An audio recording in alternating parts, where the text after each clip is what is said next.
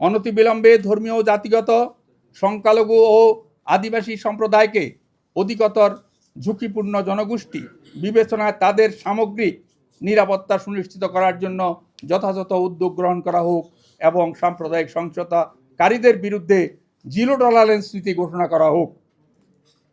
গ ধর্মীয় জাতিগত সংখ্যালঘু আদিবাসী সম্প্রদায়ের সামগ্রিক স্বার্থ ও অধিকার রক্ষায় এবং অন্তর্ভুক্তিমূলক সমাজ, অংশগ্রহণমূলক রাষ্ট্র ব্যবস্থা এবং গণতান্ত্রিক উত্তরণের লক্ষ্যে অসাম্প্রদায়িক, ধর্মনিরপেক্ষ, বৈষম্যহীন ও মানবিক রাষ্ট্র গঠন করার অঙ্গীকার করা হোক।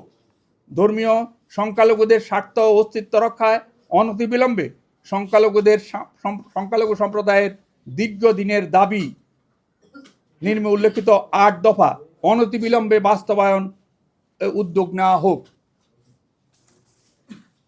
দাবির মধ্যে যেটা রয়েছে, সংখ্যালঘু ১ সংখ্যালঘু সুরক্ষা আইন প্রণয়ন করা, জাতীয় সংখ্যালঘু কমিশন ও সংখ্যালঘু মন্ত্রণালয় গঠন করা, অর্পিত সম্পত্তি ও প্রত্যর্পণ আইনের যথাযথ প্রয়োগের যাবতীয় আমলাতান্ত্রিক বাধা অপসারণ করে ট্রাইব্যুনালের রায়ের আলোকে জমির মালিকানা ও দখল ভুক্তভোগীদের বরাবরে অনতিবিলম্বে প্রত্যর্পণ করা।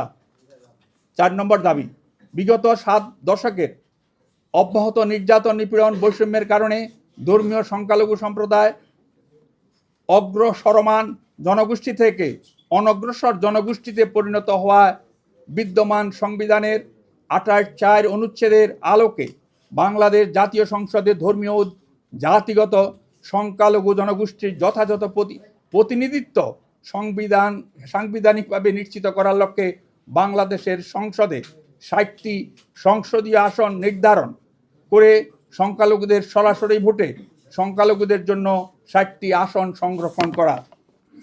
৫ দেবোত্তর সম্পত্তি সংরক্ষণের আইন প্রণয়ন করা। ৬ বৈষম্য বিলোপ আইন প্রণয়ন করা। এর পাশাপাশি সকল জনপ্রতিনিধিত্বশীল ও রাষ্ট্রীয় সংস্থা এবং পুলিশ, সামরিক বাহিনী সহ সর্বস্তরে সংখ্যালঘু জনগোষ্ঠীর আনুপাতিক হারে অংশীদারিত্ব প্রতিনিধিত্ব নিশ্চিত করা। ৭ পার্বত্য চট্টগ্রাম চুক্তির যথাযথ বাস্তবায়ন এবং ৩ পার্বত্য জেলা পরিষদ আইন ও পার্বত্য চট্টগ্রাম আঞ্চলিক পরিষদ আইনের যথাযথভাবে কার্যকর করা। সমতলের আদিবাসীদের জন্য পৃথক ভূমি কমিশন গঠন করা। ৮